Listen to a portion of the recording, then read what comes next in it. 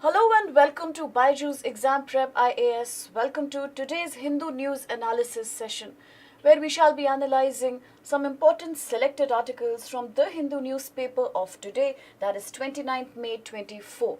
And here we shall break down certain UPSC relevant articles, where three of the articles have been picked up from the main edit page because they need a detailed understanding, and they are, as always, very diverse in nature, ranging from the problems faced by a certain segment of those who are acknowledged as physically challenged, differently abled, and yet society has not made enough rules, enough protocols to empower them. The next article here is a very mixed feeling oriented write up, because it says that today, as India is casting its franchisee, one of the largest such exercises of democracy across the world, the elections 2024.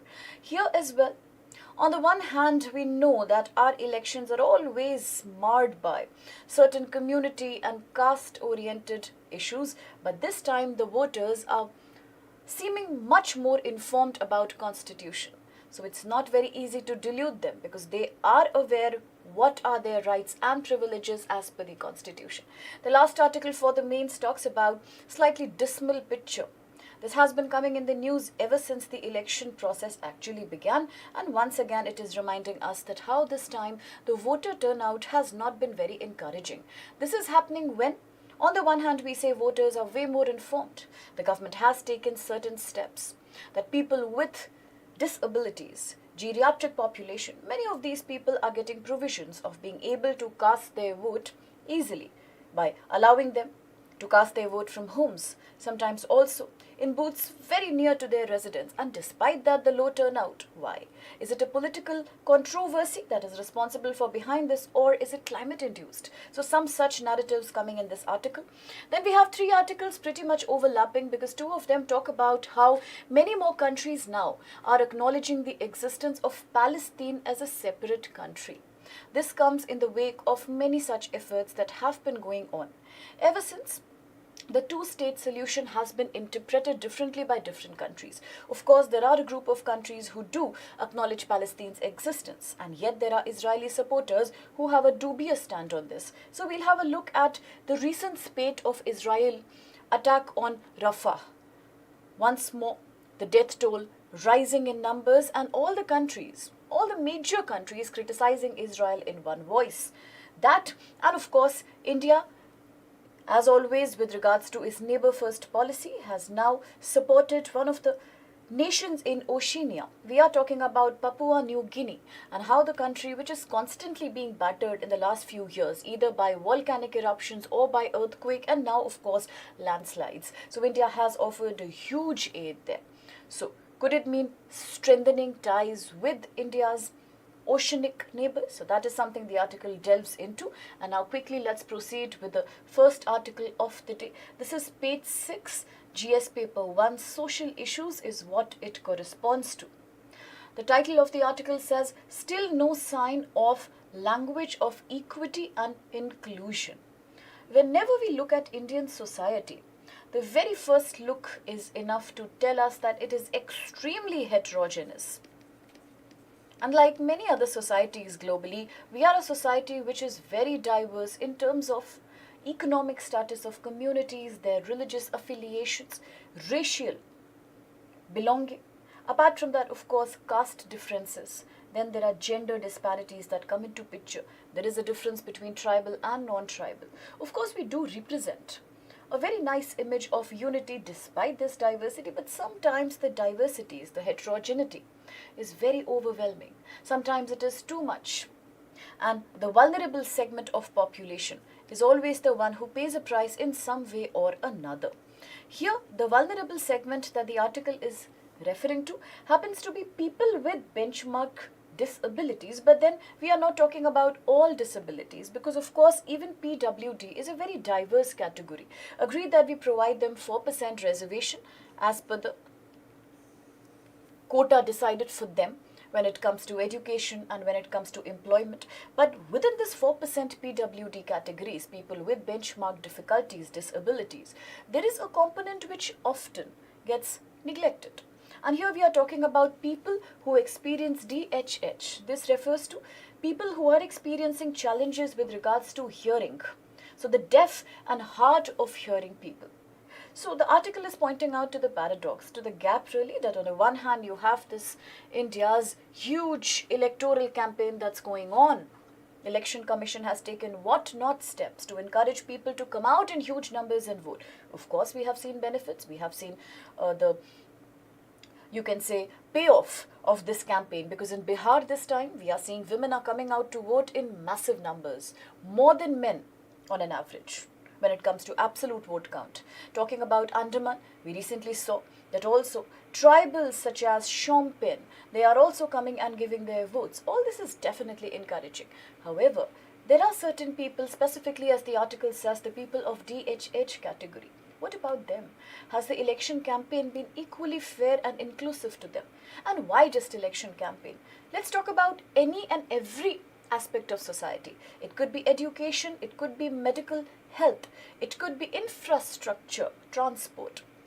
It could be accessibility to public infrastructure. Are we creating an inclusive society? Many years have passed since we spoke about the Sugamya Bharat campaign, Inclusive India campaign, which was an initiative meant by the government to promote a kind of infrastructure which extends facilities to people who are experiencing difficulties. Any kind of disability, including of course psychological disabilities. But here today we are saying, the article is highlighting that these people, the specific component of DHH, people who are disabled in terms of hearing, and therefore, of course, comprehending through language. Now, these people are experiencing systemic exclusion. Exclusion happens when a certain segment of society doesn't feel socially involved. And systemic inclusion happens when it is happening for a very, very long time, sufficient enough to completely make a segment vulnerable. In fact, dual vulnerability happens here. So this is one very big challenge that people really need to think about, and these people also deserve greater accessibility and inclusion across various sectors of society. Why do we think there is so much absence of accessibility, rather inclusion for these people? Now, one reason seems to be that there is, of course, this national program for prevention and control of deafness, to prevent and provide treatment to people who experience hearing impairment, to provide them medical rehabilitation. But then these are all curative measures. If we have a look at them, all these measures, whether providing treatment to people who are disabled or whether giving them rehabilitation, they all aim at taking a step when the problem has been existing long enough. What about something that's broader than curative? All these are treatment-oriented options. What about things that aim at inclusion? Inclusion comes in a very different manner. Inclusion comes when you propagate agendas such as Indian Sign Language. Now, it's very disheartening that 70 countries across the world have already taken very systematic steps to involve sign languages in school curriculum, higher education curriculum, even in workplaces, whether it be news broadcasting, including private channels, of course, and whether it be social media. There have been attempts by the private entities and the government together to promote a culture of sign language, because you know that people who are having the DHH, there is absolutely no problem with regards to motor skills or learning abilities. It's merely a disconnect because of one faculty that's not average, that's not ordinary here. So it's all about creating a different system of communication for them that can be enabled only when we make language an integral part of our communication. It should absolutely be a part of our day-to-day life. That's a major thing where India is lacking right now. Now, apart from that, the Ministry of Social Justice and Empowerment had actually created the ISL Research and Training Center to promote the sign language, much like it was long back in 2015. But ISL still is not recognized as any official language. Now, how many of us have seen this as being used as an official language of communication and discourse? Not really. Apart from that, the National Education Policy 2020, a very celebrated, a very, you can say, milestone setting policy when it comes to various initiatives, be it primary education, be it vocational education, be it digitization, gender inclusivity, but it definitely lacks in this respect. What about the use of ISL and related training and learning facilities, whether it's Anganwadi, whether it's mid-school, or whether it's higher schools, whether it's government institutions of higher learning? What about there? Does NEP have any specific provision to promote the sign language or any such training module for people who experience DHH? Another problem is there is a lack of trained staff. For the very few schools which exist who actually do train into ISL, there is a shortage of staff. Again, it is about a career choice. Not many people. Obviously, we know the problem is much bigger. A career into teaching, specifically primary teaching, has not been a very prolific culture in India. It is not very lucrative to most people. Even women who participate in ASHA, women who participate in Anganwadis are typically women who have a very basic standard qualification. Because once you get a higher qualification for teaching, you naturally are attracted to private entities, organizations that pay you well, because again, government schools or primary schools wouldn't offer you a very promising career. Most of this work is done on a voluntary basis.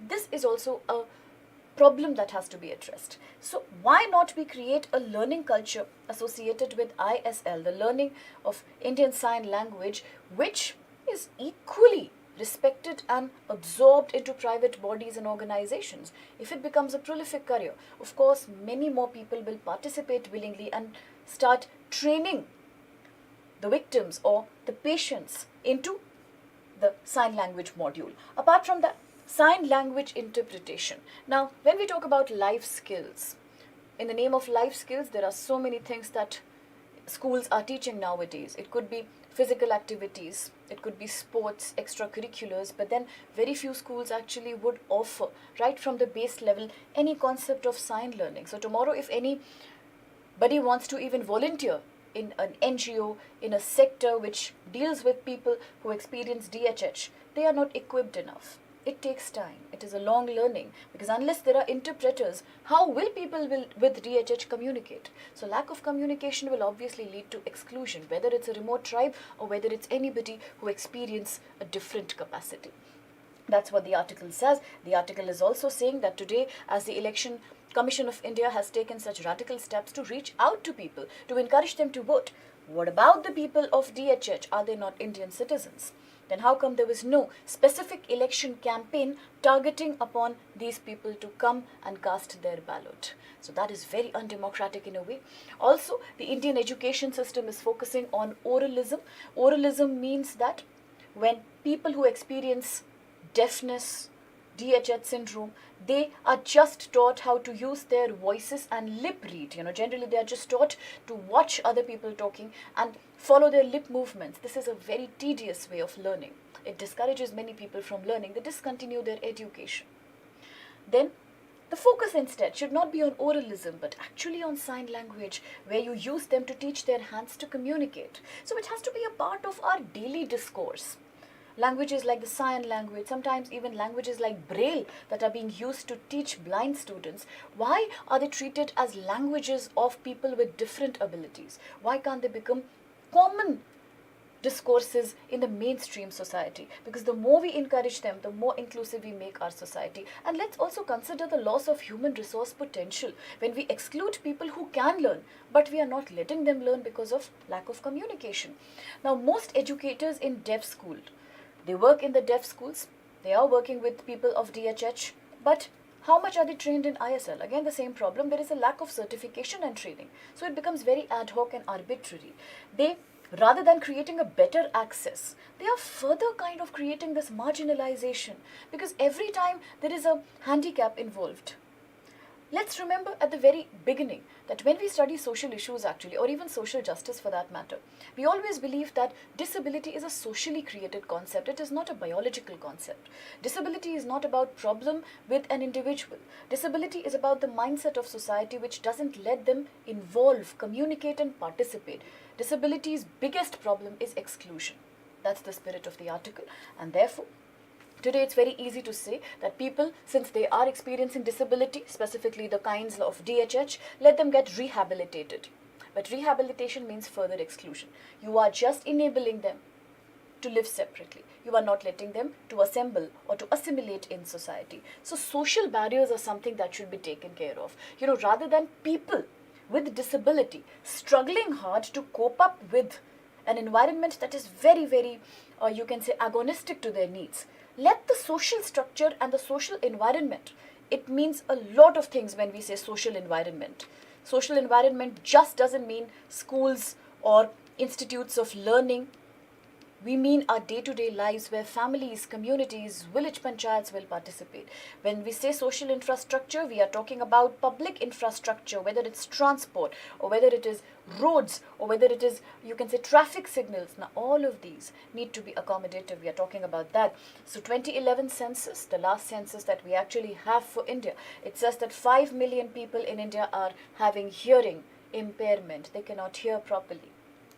The National Association for the Deaf says, no, it is about 18 million. That's a huge number of people. So the World Health Organization is also saying that there are about 63 million Indians who have some or the other range of impairment. Now let's remember again, you cannot have a blanket definition for being deaf. Of course, it is different from one person to another. Some people, it is about the decibel level, the noise decibel level which they can actually comprehend. For other people, it's completely, they are unable to process any sound. So people are also exhibiting different symptoms here. But what is really disheartening is that recently last year when the government decided to push the quota for people with DHH within the 4% PWD quota, people were very unhappy about it. They said that it's very unfair. So imagine the kind of bias that exists, So people just said that if anybody is having less than 40% of DHH, hearing disability, they shouldn't get the quota. Now imagine that is such an insensitive and such a cruel argument to make, that if you have more than 40% of DHH syndrome, only then you are, you should be deserving a quota-based benefit. But again, people who come below 40% are also the ones who are struggling on a day-to-day basis. They are also the ones who correspond with our unemployed workforce or the informal workforce or the people who then experience a lot of mental challenges and drug abuse. Why? Because they are systematically excluded. That's what we need to see here. So they rarely find inclusion in our day-to-day lives. 5% of deaf children are enrolled in school as per the data of WHO. That's so disturbing. Apart from that, it often takes them much longer to graduate in a basic discipline. Why? Because we have the oralism system running. There is no sign language. How will they learn and adapt? There is a lack of books and curriculum. This also reminds me very interestingly of a treaty that India had signed to promote book reading among the blind students. Which treaty was that? Do you remember which treaty was that? A treaty that, in fact, India was the first country to have signed that treaty. It was meant to promote reading and translation of global bestseller books just for the blind students. Remember the name? Marrakesh Treaty. Kindly don't get confused. We are not talking about the political treaty here with association of some international organizations. This was a treaty for the blind, or the Marrakesh Treaty. That was a very innovative step really. So something similar, can be thought of when we talk about people with the DHH syndrome, given 18 million is not a less number. So despite government's efforts to employ people with deafness, it's very difficult for them to secure such employment. Private entities rarely offer them these opportunities. And with regards to government, it's also very difficult to find jobs because learning is very retarded here. So protests happen in 2020, as I said, when people with less than 40% disability of hearing were given reservations. So it had to be taken back. So these are certain social biases that are continuing, and multiple petitions have been given by various, NGOs or social activists, who are working with such people, that please make ISL a very strong part of education curriculum across India. But then these have been stonewalled. They have been neglected. And this definitely shows the discrepancy in the RPDA Act of 2016. Although, of course, let's say that this Act, Right of People with Disabilities 2016, is revolutionary in its own way. Because indeed it has done some such amendments over the previous acts which are very, very friendly, which are very, very supportive to people who are experiencing disabilities. But then there are so many people, so many, you can say, categories of disabilities that get neglected here. One of that is preserving and advancing the sign language. Okay, so the failure, despite many protests, to involve ISL into curriculum and daily discourse of life and public infrastructure has only further kept on this marginalization thing, perpetuating. Now, public transport announcement, for that matter, TV shows, various news channels, all these, even helplines, meant for any public support. Even these are very difficult for such people to access. Why? Because there is a hearing disability, and most of these media agencies and most of these communication channels are auditory in nature. Hardly most any of these provide any visual help or a helpline. That's a major problem. So what can be the recommendations for change? First thing is to recognize ISL as a part of our routine curriculum in school colleges. It has to be mandatory. It has to be made mandatory to a certain extent. Apart from that, all channels run by the government as well as private, they must involve at least some of their broadcasts using ISL. That will be a very sensitive step. This also actually includes children programs, or for that matter, channels which deal with children entertainment. Even these have to be sensitive towards such necessities. Apart from that, primary Anganwadi schools must involve this too. And then eventually we can make a life that is in line with our Sogamya Bharat dream, where even public infrastructure is accommodative of these people. So let them not get excluded, because they are every bit Indian citizens and they are very, very normal like anyone else. Let just one problem, communication, not lead to exclusion. That's the request that the article is making. And now to the next article, again page number 6, corresponds with GS paper 2 polity. What does it say? We talk about constitution, a surprise entrant in the poll battlefield. The title itself is very fascinating. It means that today election arena is nothing short of a battlefield, that we know, with political parties mudslinging each other, with political parties constantly in a verbal battle with each other. It is nothing short of a battlefield right now. But in this battlefield, there has been a new presence of someone, rather something that nobody expected. So who is this new guest to the election battle? Of course, we've had political parties, we've had the voters, we've had media persons, we've had government. Who is new here? It is constitution. Now you'll say, why is it new? It's new because it was always there. Obviously, constitution is the edifice of our country, our national policies, our entire life, in fact. But right now it seems that constitution and its ideals, which people had forgotten for a very long time, it is making a new entry in today's electoral discourse. How? The article begins by highlighting a small neighborhood known as Chakkipat neighborhood in Agra of Uttar Pradesh. Here, people are raising banners and flags and they are celebrating Ambedkarian spirit. You know that Dr. Ambedkar was also the torchbearer of rights of people, marginalized caste people, whom he called as Dalits.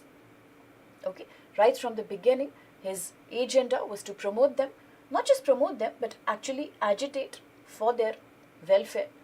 Unite. Let them unite for their own well-being, and eventually let them empower themselves politically. He always believed that political empowerment is what will give identity to the backward caste people. In fact, that's also the reason why many times when we talk about academic discourse, we say that this is almost like Marxism-Ambedkarism ideology, where Dr. Ambedkar believed that an armchair activism would probably never help. So these people have to, in a very Marxian way, unite and then agitate for their rights, and the best solution is to get politically empowered. We know that in Uttar Pradesh, there was an era back in the 1990s, 2000s, when Bahujan Samajwadi was a party which actually stood for the rights of people from marginalized castes. It was called Bahujan because then, not just one, it represented various backward castes who readily came and gave the support to the party. We know Miss Mayawati, woman who became the president of Uttar Pradesh multiple number of times. Of course, because she was a face of Dalit empowerment. Now here, today, when BSP has actually lost a lot of its stronghold in UP and associated areas, in North India in fact, and today, when newer ideologies are creeping into politics, today we talk about the Hindutva versus anti-Hindutva ideology. Today we say that BJP stands for a party which is trying to unite all the Hindus. in a bid to expand its voter base. Now, among this discourse here, there is a certain hamlet, there is a certain area, Chakipet, where people even today, they really worship Dr. Ambedkar's wisdom. They are saying that he was the father of our constitution, and indeed he was the biggest symbol of backward caste rights. They are celebrating him, and they are also saying that this time in the ongoing elections, we are not going to support any party who is not taking care of the backward castes. When asked by the reporters why, they said that previously we had voted for the BJP back in 2019, but today BJP's agenda is not something that we can identify with, because BJP says that we might amend the constitution in a certain way. Okay, and this is something which is not okay with the groups or communities of backward castes who are living in this neighborhood of Agra. They say that we do not want a political party who has a prospect of amending the constitution. We do not want a political party who wants to unite the entire Hindu community, because it is not doing us particularly any benefit.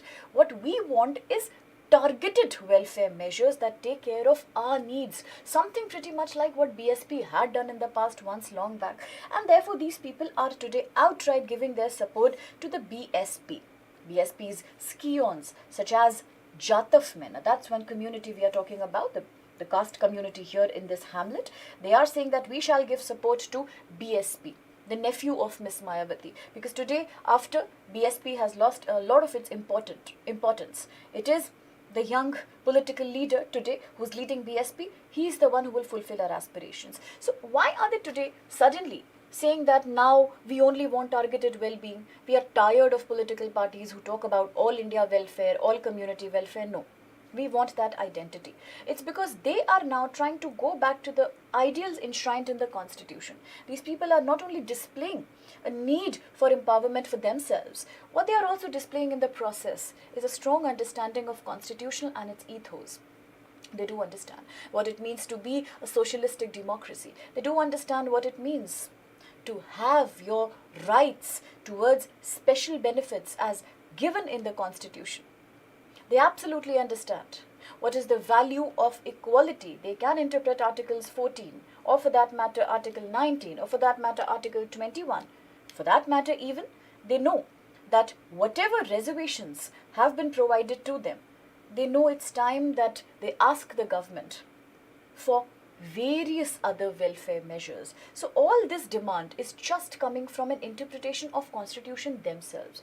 In past, it was political leaders who acted like a mediator between the public and the constitution, because most people, of course, owing to lower literacy levels too, were not really familiar with what does the constitution say in letter and spirit. But today they can understand what does it mean to be secular. Today they understand what does it mean to be equal, and this demand today is just coming from that. So that's why the article is making a very interesting narrative. It says that today BJP, as it says that we shall secure more than 400 votes, it has also hinted in the past that we might create certain such amendments in the constitution which we feel are pro-poor, which we feel are pro-India, much more suitable for Indian politics today. But then similarly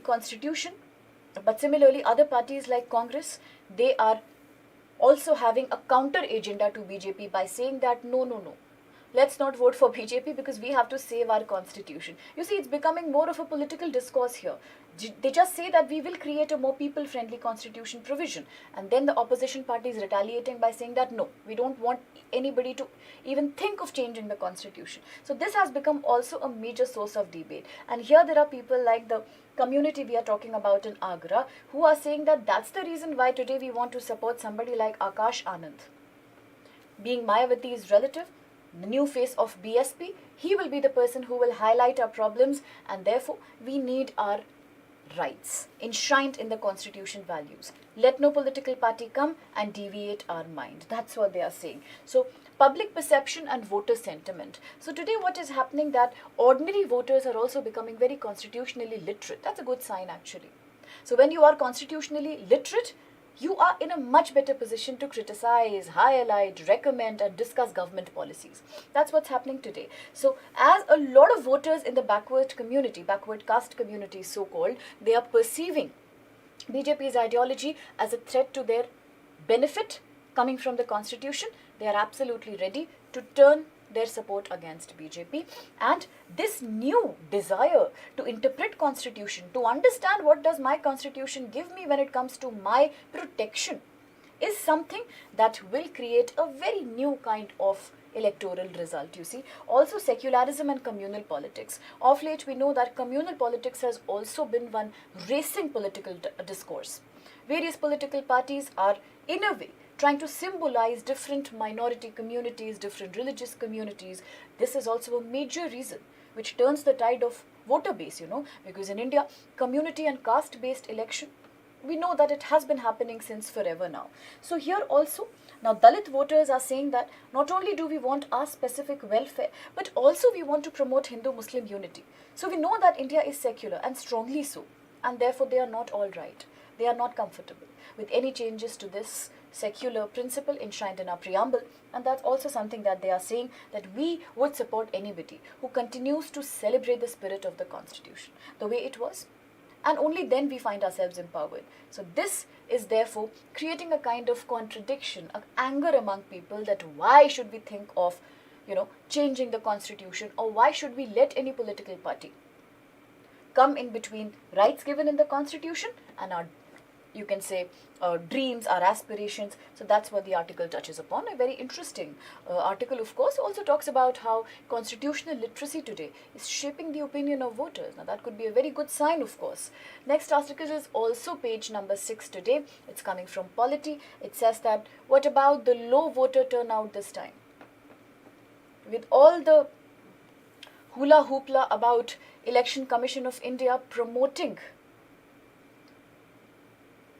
voting, inculcating a sense of political responsibility by telling people that please do come out and vote, because in a democracy, the easiest way to defeat its spirit is by not to vote. And despite that, how come, as compared to 2014 and 2019 elections, in the 2024 general elections, the voter turnout has been so low? Why has there been a decline in absolute numbers and relatively also in the number of voter turnout across India? Of course, there are variations when you talk about different states. There are variations here. But overall, if you see the picture, then there is a general decrease in the number of voters. People are not coming out and voting as was expected. What could be the reason? That's what the article here analyzes through different surveys and researches. The article says that estimations are saying that there has been a decline not just in the number of voters who are coming out to vote, but also there has been a decrease in absolute terms. 132 out of 485 constituencies only that went to poll in the first 6 phases. Similarly, the high number of seats experiencing a drop in voter participation, it is unprecedented. It is unprecedented because ever since 2009, we have never seen this kind of a drop. What is going on? We are saying that people are becoming constitutionally informed, and here it seems that people are becoming very politically neutral. Why? So that's what the article tries to investigate. The article says there can be not one, but a mix and match of various reasons behind this anomaly. One could be that heat wave. Of course, it is climate induced. Now we know that North India already is shooting mercuries. We can see 45 and related temperature in Celsius degrees across various states in North India already. This definitely means that people are grappling with health concerns.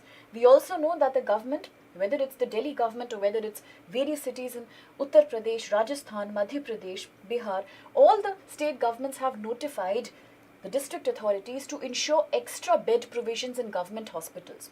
Private hospitals are also gearing up. They have expanded their facilities for inpatients because people are coming with routine complaints of heat wave and associated sickness. Sometimes it is also leading to mortalities. In this situation, perhaps it is an informed decision by the voters to not go and vote. Remember long back, this was about 7 months back, that World Health Organization had actually been issuing warnings to India that your 2024 election campaign, the biggest of its own kind, will also coincide with this time the adversities of weather. Of course, the El Nino phenomena. Of course, the delay in rainfall, the super high heat wave. So would that impact your voter rate? But then there was an article in the Hindu which said that irrespective of this concern, to postpone a democratic exercise of this huge extent is really not financially viable. It cannot happen, it's difficult, and hence the elections continued. But today, the drop in the voter turnout, definitely it could be symbolic of people's struggle with a high temperature and the diseases involved there. That could be one reason. Could there be another reason? The article says yes, definitely there could be another reason. Another reason is political. Sometimes one particular political party is monopolizing a state. For example, in Gujarat, 60.1%. It is like mostly dominated by BJP. In that case, what happens? Voter base drops down because people know that the verdict will anyway favor the ruling party. There is no anti-incumbency. In that case, people are prepared for the verdict and therefore they become neutral. They think that there's no need to vote because nothing remarkable will happen. We can't change anything. Similarly, for example, you talk about Kerala, where not just Congress but also the left parties are in vogue. The India bloc nationality, the India bloc identity is a stronghold there. So a lot of people might feel, specifically the rival people, specifically people who don't support this party, they also get fed up. They feel constantly the same party wins. So our voting might not be able to impact the results in our desired direction. And they go politically neutral out of frustration. That's also one valid point that can happen. There is another reason. Some people go politically neutral because they get frustrated out of seeing the constant mudslinging between political parties. They feel that it is all about political agenda, and the welfare discourse is not the priority for any political party. So that also happens sometimes. It comes out of your, you can say, it is a kind of exhaustion that a voter experiences when they get too disillusioned with political parties and their agendas. So all these factors together could have contributed. Now there are certain good things that have happened also. For example, Bihar. Bihar has seen a significant gender gap with women voters outnumbering men in participation when it comes to percentage of votes. There is a micro-analysis also to this. On the one hand, it shows definitely empowerment of women voters. It's a very welcome thing.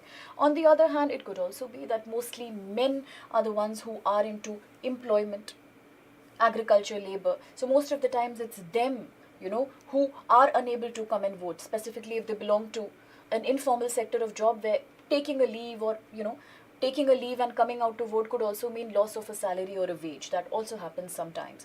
Plus the heat wave and its impact on the laboring class, people who are working, also explains this phenomena. But that's just one observation. Apart from that, now the article is just telling that today, as Election Commission of India is achieving all sorts of heights when it comes to such a regulated propaganda, this time we know that the amount of money that was invested in political campaigning was also highly regulated.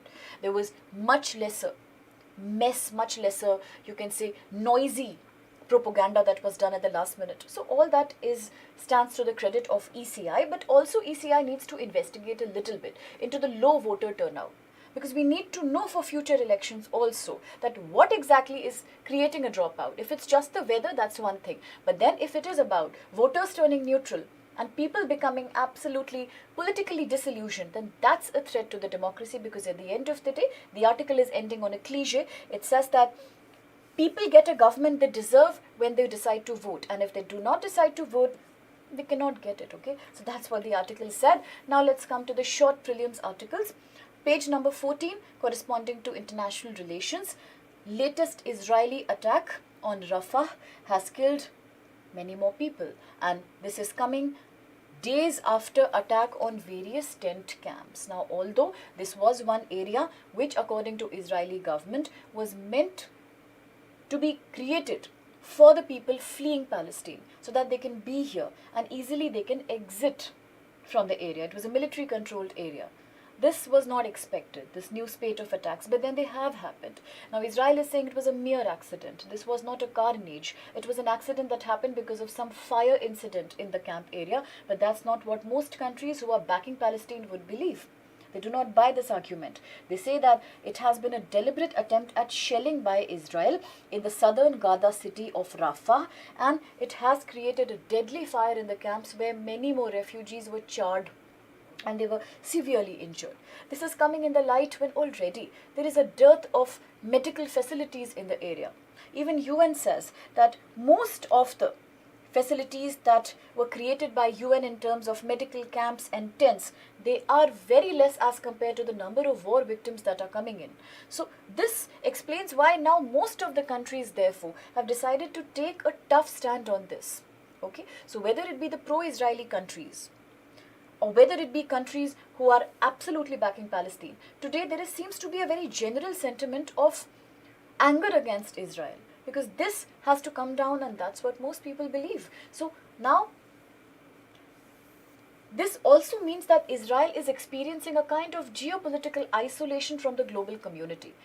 And this is also coming in the wake of another development. Remember, on 22nd May, countries like Spain, Norway, they had said that now we would recognize Israel as a formal state. And now, just yesterday, they have formally done that already. So now there are more European countries who are ready to support Israel. Apart from that, the strikes in the past few days are taking place in many cities across Gaza-Egypt border. So therefore, today, United States and other supporters of Israel, even they are in a situation to not really back Israel much on this, because even they are saying that this has to be stopped now, and the only solution is a proper face-to-face dialogue, which Israel does agree to. Israel does say that yes, the solution could be a direct face-off, a direct dialogue. But then this is continuing. The kind of war situation is not ready to end. And also, US had threatened in the past that if Israel doesn't stop now, it could also mean lack of support and stopping of military help from US as well. So you see, today Israel is in a very precarious situation therefore. Now, International Court of Justice has also given a notice to Israel. It has given many more times in past, but once again, and it says that immediately the Rafah attacks have to stop. So here ICJ is acting in its power of warning Israel, but at the end of the day, it is something that is not happening in the near future, because the war seems to be constantly on and on. And just to add to the troubles of Israel, this time there are many more countries such as the Bahamas, Trinidad and Tobago, Jamaica, Barbados. They have identified Palestine as a state already. There are certain countries even today who do not recognize official existence of Palestine. For that matter, these are US, Canada, France, Germany, Australia, Italy, UK, Japan. But then even from these countries, the same sentiment is resonating. Stop the war. So in that case, what shall Israel do? Is continuing a war completely mean making an enemy out of all the global communities? And these nations are also saying that despite the fact that there should be a proper solution to this, but first step begins by Israel's stopping and controlling this kind of constant shelling and attacks. Now, many of the countries who are today supporting Palestine, they are saying that people of Palestine, they have a right to a state, to a specific geographical region, and PLO, they have a legitimate representation of the Palestinian people. So they are giving legitimacy to PLO. This is not something that Israel is okay with. So the tussle is going on, and whether many more countries in future are recognizing Palestine, which also means tomorrow a seat in the United Nations. So a lot will change in the West Asian politics. That's what the article is saying. And the next article is a very short accounting of how India has offered more than $1 million help to Papua New Guinea, a country that's situated right here. We can look at Australia and identify its location. And you know, this country is in a very, very specific kind of oceanic region where constantly it suffers from volcanic eruptions, either earthquakes, and this time it has been a major landslip which killed more than 2,000 people. So India, acting with its neighbor first policy and acting as a very close friend of Papua New Guinea, now both together are committed under the Forum for India-Pacific Islands Cooperation, the FIPIC. And due to this, India has extended a huge relief assistance, which people of Papua New Guinea have acknowledged. So, on that note, the situation in Papua New Guinea is something that is unable to recover today, because it's like constantly, one after the other, climate disasters are taking place. So therefore, as we remember, back in 2018 also, India had rendered this kind of financial assistance to Papua New Guinea when it was battered by earthquake in 2019 and also in 2023 post the volcanic eruptions. Now here's just a quick fact for your prelims that Gilui is Papua New Guinea's highest volcano, and Also, the highest in the Pacific Oceania region. So why to remember this? Just as a casual reminder, because this place is in news and places which are in the news are often focused in the prelims exam. And now to the last quick article of the day, page 14. Again, international relations, pretty much related to the article that we just saw. It talks about how Norway, Ireland and Spain yesterday have formally now recognized Palestine as a separate state. Apart from that, there are many more countries now who are also acknowledging PLO as the formal representative of people of Palestine. So this, does it mean a victory of Palestine's aspirations to be recognized as a separate country after years of war with Israel, or does it mean that much more battling is yet to come? So formally on 28th May, that's just yesterday, all these countries have now acknowledged Palestine's existence. They also say that this means any further attack by Israel shall be considered extremely illegitimate and it will be condemned by the global community, all these countries. So now, despite the fact that these three European countries have today acknowledged Palestine's existence, still there is also a kind of debate going on in Europe itself, where few countries have refrained from the support and most other countries are ready to offer that support. Now, last week's announcement by Spain, Israel and Norway has also triggered a very angry response back in Israel, and Israel reacted immediately by actually calling ambassadors of all three countries, and it showed them videos of various Hamas attacks being conducted on the Gaza border, also on the Israeli people. So this was shown just as an act of reminder that today our aggression on Palestine is coming for a reason and Hamas is a terrorist organization. Now this is something that is not to be gulped by those nations who are accepting that please do something about the two-nation or the two-state theory. Do create a separate Palestine in a secure situation, of course surrounded by many Israel areas. So again, the situation is very messed up today, where countries are also getting divided on both sides here. And then even International Court of Justice is contemplating allegations of genocide on Israel, given the spate of recent attacks. That's what the article talks about. So now let's quickly skip off to mains questions for the day. The first question says, what are the critical challenges experienced by hearing impaired people when it comes to social participation? We just saw that in the lecture. People who experience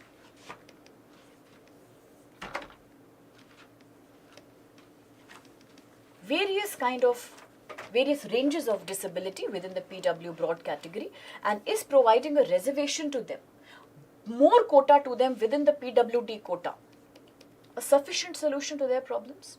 So the question demands you to understand that apart from reservation, there is a better solution, and that is creating inclusion, sensitivity and better welfare targeted policies to make them mainstream.